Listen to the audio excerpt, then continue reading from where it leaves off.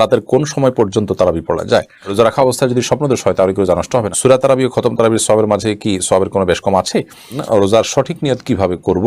কেউ কেউ লালা গিলে ফেললে কি রোজা ভেঙে যাবে? রোজার মধ্যে আতর বা সেন্ট ব্যবহার করা যাবে কিনা? শরীরের কোনো অংশ কেটে রক্ত বের হলে রোজা হবে কিনা? গর্ভবতী মহিলা যদি রোজা রাখা অবস্থায় বমি করে তাহলে কি রোজার কোনো ক্ষতি হবে? মুজিবুল হক আপনি লিখেছেন, রাতের কোন সময় পর্যন্ত তারাবি পড়া যায়? তারাবি মূলত রাতের প্রথম প্রহরে পড়াটাই হলো সুন্নাহ, অর্থাৎ এশার সালাতের পর। কিন্তু এটাকে সাহারির আপনার ফজরের সুবহে সাদিক যে হয়, ফজরের আজান বা ওয়াক্ত হয় যে, তার আগ পর্যন্ত পড়লেও তারাবি আদায় হয়ে যাবে। কিন্তু ফজরের তারাবি আদায়ের মূল ওয়াক্তটা হলো আপনার সন্ধ্যা রাতে। সেটা রাত যদি কেউ দেরি করে পড়েন, 12টা-1টা পড়েন, তারপরও তার তারাবি আদায় হয়ে যাবে।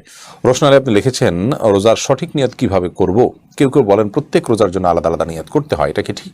প্রত্যেক রোজার জন্য আলাদা নিয়ত করতে হবে, এটাই সঠিক। কিন্তু আলাদা নিয়ত করতে হবে মানে এই নয় যে মুখে নামাইতুয়ান পড়তে হবে, বরং প্রত্যেক দিন আপনি আগামীকাল যে রোজা রাখবেন এটার ব্যাপারে আপনার মানসিক যে ইচ্ছা আছে, আপনি যে নিজে জানেন যে আপনি আগামীকাল রোজা রাখছেন, এটি যথেষ্ট, এটার নামই নিয়ত। আব্দুর রহমান রাজীব আপনি লিখেছেন, মুখের লালা গিলে ফেললে কি রোজা ভেঙে যাবে? না, রোজা ভাঙবে না।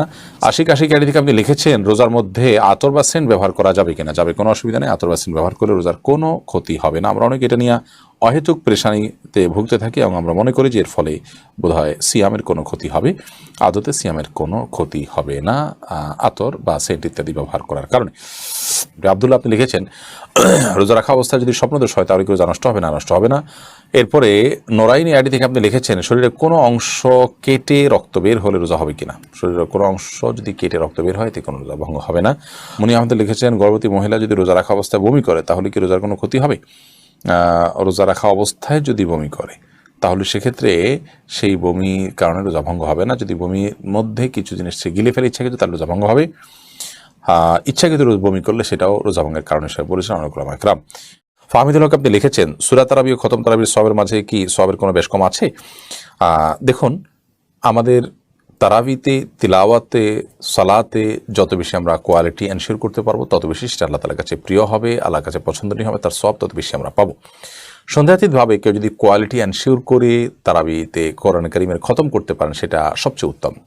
কিন্তু যদি কেউ তারাবিতে কোরআন কারীমের খতম করতে গিয়ে এত তাড়াহুড়ো করেন, এত হুলস্থুল করেন এবং এত দ্রুত তেলাওয়াত করেন যে তার তেলাওয়াতের কোনো শব্দ বোঝা না যায়, অস্পষ্ট হয়, কোরআনের হক নষ্ট হয়, তাহলে সেই খতম তারাবির চাইতে ধীরে ধীরে, সুস্থভাবে, ঠান্ডাভাবে, শান্তশিষ্টভাবে এবং আপনার স্পষ্টভাবে মহব্বতের সাথে তেলাওয়াত করে আপনার কোয়ালিটি এনশিওর করে যদি তারাবি আদায় করা হয় সেটা অনেক উত্তম। অর্থাৎ কোয়ান্টিটি নয়, কোয়ালিটিটা মুখ্য। যদি কোয়ালিটির সাথে কোয়ান্টিটি হয় সেটা আবার ঠিকই প্রশংসনীয়। অতএব আমরা তারাবিতে কোরআন তেলাওয়াত করলে সেটা সবচেয়ে উত্তম হবে। সূরা তারাবির চাইতেও শর্ত হলো সেখানে তারাবির যে কোয়ালিটি আছে, অর্থাৎ ধীরস্থিরতার সাথে স্পষ্ট তেলাওয়াত এবং মনোযোগের সাথে রুকু সিজদা ইত্যাদি তাড়াহুড়া করা ছাড়া সেটা করতে হবে, তাহলে সেক্ষেত্রে সেটি উত্তম হবে।